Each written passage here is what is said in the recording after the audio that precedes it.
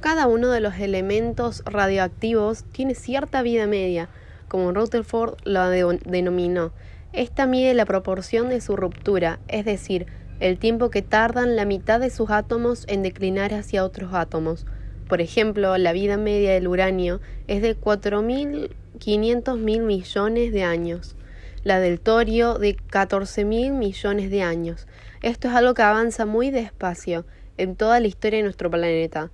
Solo una parte de estos elementos ha cambiado, pero por otro lado también tenemos al radio, con una vida media de solo 1.600 años, el actinio con unos 22 años, el polonio con unos 4 meses, el radón menos de 4 días.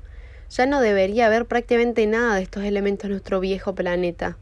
En realidad, ya no quedarían de no haber tan pequeñas cantidades de ellos, que se forman constantemente por la ruptura de los elementos pesados.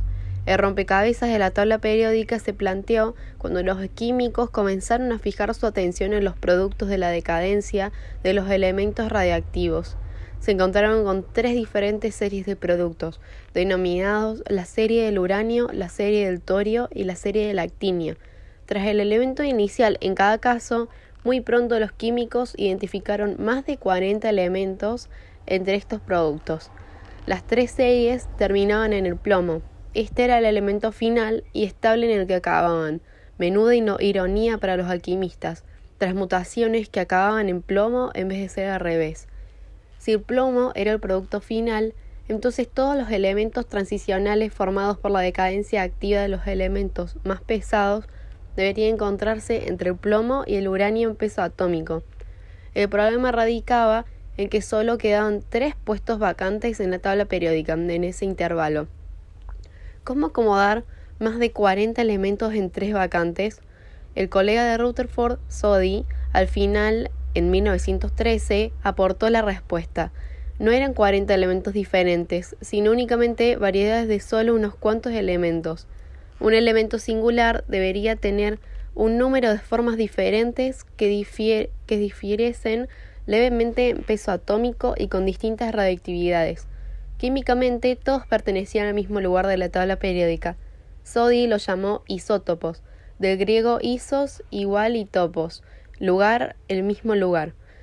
El cómo podía existir un elemento con diferentes pesos atómicos no quedó claro hasta 1913, cuando el físico inglés James Chadwick descubrió una nueva partícula atómica. La partícula es el neutrón, que posee la misma masa que el protón, pero no carga eléctrica. Esto aportó luz al hecho de que el núcleo de un átomo, en casi todos los casos, contuviese tanto neutrones como protones. Ahora, tomando el caso más sencillo, vamos a considerar un núcleo compuesto de un protón y de un neutrón. Dado que existiese solo una carga positiva en el núcleo, el átomo tendrá solo un electrón fuera del núcleo. En lo que se refiere al átomo, tendrá solo un electrón fuera del núcleo. En lo que se refiere al comportamiento químico, el electrón es una cosa importante. El núcleo no interviene directamente en las propiedades químicas del átomo. La actividad química de cada elemento viene determinada por el número y posición de sus electrones. Estos dictan la clase de compuestos que pueden formarse. Así, el hidrógeno es hidrógeno porque tiene un electrón, y de la misma forma los restantes elementos. El átomo de hidrógeno siempre posee un protón y permite un electrón, pero su núcleo puede contener también 1 o 2 neutrones.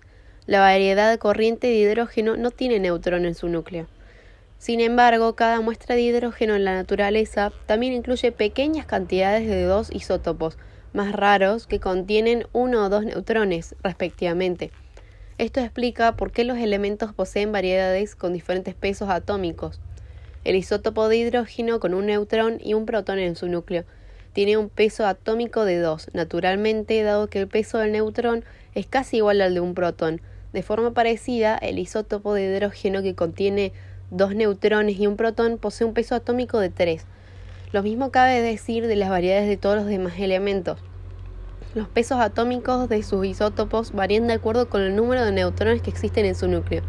La presencia de neutrones de más o de menos de lo usual no afecta en las propiedades químicas del elemento, puesto que dependen del número de electrones, el cual a su vez solo está determinado por el número de protones.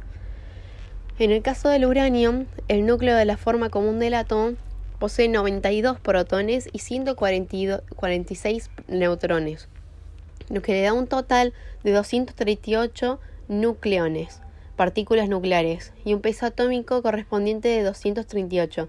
Este es conocido como uranio 238. Su famoso hermano fisional, el uranio 235, tiene neutrones menos. Este núcleo es menos estable o más radiactivo, por lo que su vida media es de solo 700 millones de años contra los 4.500 millones de años del uranio 238. La teoría del isótopo fue tenida en cuenta al instante para las 40 especies raras de elementos descubiertos entre el uranio y el plomo. De hecho, eran isótopos de unos cuantos elementos, pero la teoría tiene más que ver que esto. Mostraba por primera vez por qué los pesos atómicos de la mayor parte de los elementos no eran números enteros. La razón era simplemente que los elementos tal y como se encuentran en la naturaleza constituían mezclas de isótopos. Los elementos radiactivos no son los únicos compuestos de isótopos. Sucede que numerosos elementos estables están constituidos de dos o más diferentes especies de átomos. Esto fue mostrado por un instrumento denominado espectrógrafo de masas, desarrollado por el físico inglés Francis William Aston, un ayudante de Thomson. Este instrumento separa los elementos estables de diferentes pesos al estimularlos en un campo magnético, donde toman diferentes sendas de acuerdo con sus pesos. Con este instrumento, Aston averiguó que en el elemento neón, 9 partes del átomo poseían un peso atómico de 20 y una décima parte de un peso de 22. Esto explicaba el por qué el peso promedio del neón era de 20,2. Otro isótopo, el neón 21, fue descubierto después, pero es tan raro que no afecta apreciablemente el peso del elemento. El peso atómico de cloro, de 13,5, fue aclarado de la misma forma. Las 3/4 partes de sus átomos poseen un peso de 35 y la cuarta parte pesa 37, con 2 neutrones de más. Así decimos que el cloro está compuesto por dos isótopos de número de masa 35 y 37. En algunos casos, los isótopos no comunes son tan raros que el peso atómico del elemento es virtualmente un número entero. En el nitrógeno, por ejemplo, solo 4 átomos de cada 1000 tienen un número de masa de 15. El resto es nitrógeno 14. Por ello, el peso atómico del nitrógeno es prácticamente de 14. Unos cuantos elementos tienen átomos de un solo peso, de solo un peso. La única variedad de flúor encontrada en la naturaleza, por ejemplo, es el flúor 19. Naturalmente, el peso atómico del elemento es exactamente 19. Prout no estaba pues tan equivocado si hubiera dicho que todos los elementos estaban hechos de núcleos de hidrógeno, el protón. Hubiera estado muy cerca del punto exacto. Lo que no reconoció y no podía hacerlo era el neutrón, una partícula muy difícil de detectar que pesa lo mismo que el protón.